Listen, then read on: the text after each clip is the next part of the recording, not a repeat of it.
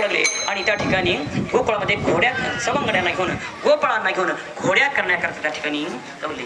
घरी जायचे, दही दुधाची चोरी करायची, लोण्याची चोरी त्या ठिकाणी करायची आणि मग परमात्मा एकेकाच्या घरी रोज जायचे, सवंगड्या घेऊन जायचे, दह्याची नासाडी करायची, दुधाची नासाडी करायची, पाहिजे तेवढं खायचं, बाकीचे त्या ठिकाणी दही दुधाचे मडके त्या ठिकाणी फोडून अशा स्वरूपाचे टाकायचे आणि मग यशोदेकडं गारहाणे गवळणी घेऊन त्या ठिकाणी येऊ लागला.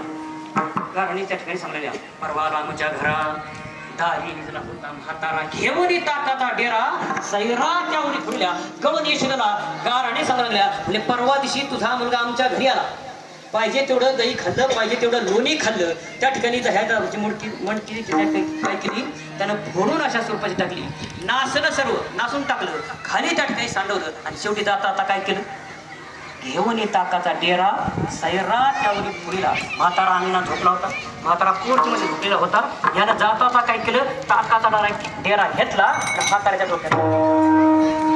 देवानं विचार केला हे म्हातारा तरी काय कामाचं आहे, 70-80 वर्षाचं वय झालं, अजून एकही वारी केली नाही, इतके झाली 16 वर्ष आली पंढरपूर आपल्यामध्ये आपली दिंडी सोहळा जातोय, एका वर्षी दिंडी सोहळ्या सामील झाली, कधी भजनाला नाही, कधी कीर्तनाला नाही, ठीक आहे, फक्त लोकाच्या उचापती, लोकांची निंदा नसती, काय कामाचा आहे म्हातारा. भगवंताने काय केलं, घेऊन ताकाचा डेरा आणि सैरा त्यावर पुढला म्हाताऱ्याच्या डोक्यात तो डेरा त्या ठिकाणी घातला. परवा आला आमच्या घरा दारी निजला होता मात्र घेऊन ताकाचा डेरा सैरा त्यावर पुढला आणि पहिली आली धावत याने काय केली ग मात्र पतीची दाढी माझी विनी दोहीची गाठ देऊनी गाठबाई कोणा सुद्धा अशा एक एक गारहाणे घेऊन यशोदेकडे घेऊन येऊ लागल्या. यशोदा कृष्णा आता तू खूप घोड्या करायला लागलास, लोकांचे गारहाणे माझ्यापर्यंत येऊ लागले, आता तू इथं थांबायचं नाही, आता कुठे जायचं तर गायी घेऊन वनामध्ये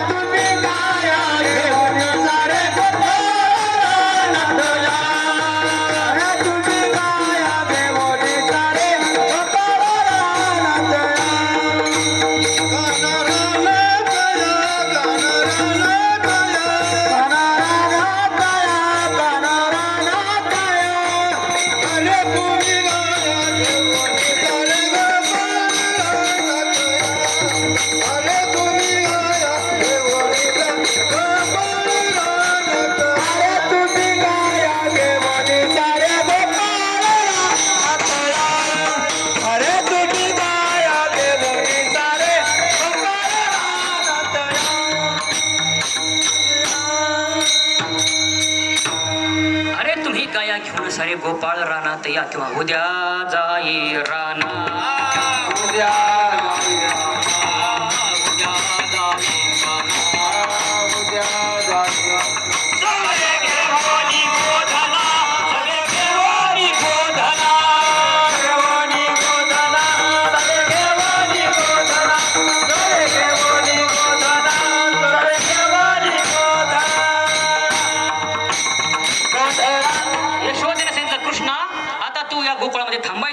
कुठं जायचं तर उद्यापासून तो गायी घेऊन वनामध्ये अरण्यामध्ये चारण्याकरता अशा स्वरूपाचं जायचं आणि मग सवंगड्याचं भगवान परमात्मा दुसऱ्या दिवशी गायी घेऊन वनामध्ये अरण्यामध्ये चारण्याकरता त्या ठिकाणी गेले. तिथं गेल्यानंतर देखील काय केलं, अनेक राक्षस त्या ठिकाणी आले, काग बग रिठा मारिले बाळपणी अवघी दैत्यखानी बुडवले, अनेक राक्षस त्या ठिकाणी आले, भगवंतानं त्यांचा फडशा पाडला, त्यांना त्या ठिकाणी मारलं. भगवंतानं गायी त्या ठिकाणी चालल्या, गायी चरून तृप्त झाल्या, कळंबाच्या झाडाखाली सर्व गायी त्या ठिकाणी बसवल्या आणि मग सवंगड्याचं भगवान परमात्मा वेगवेगळ्या प्रकारचे काय करू लागले, खेळ अशा स्वरूपाचे खेळवले. कोणकोणते खेळ खेळू लागले, खेळ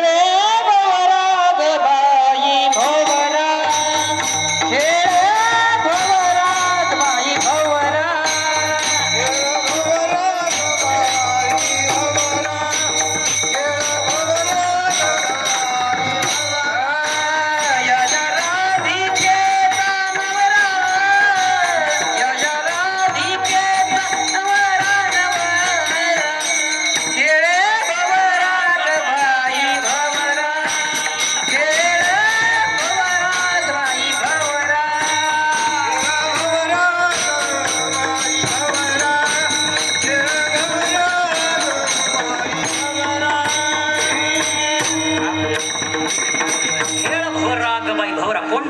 थकले तर त्या ठिकाणी भोरा नावाचा खेळ त्या ठिकाणी खेळले. आणखीन कोणते खेळले?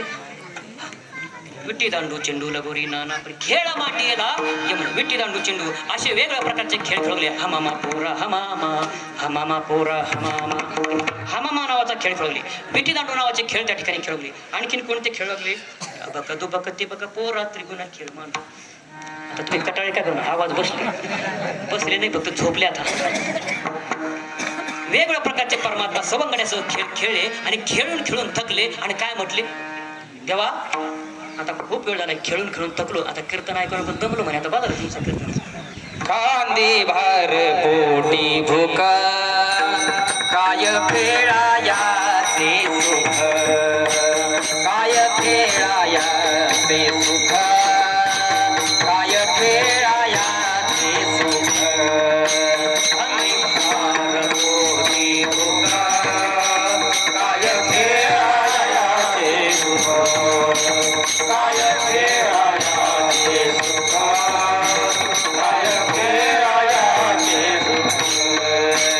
कांदे भार पोटी भूक काय खेळाया ते सुख, कांदे भार पोटी भूक काय खेळाया ते सुख, कांदे भार पोटी भूक काय खेळाया ते सुख, कांदे भार पोटी भूक काय खेळाया ते सुख, कांदे भार पोटी भूक काय खेळाया ते सुख.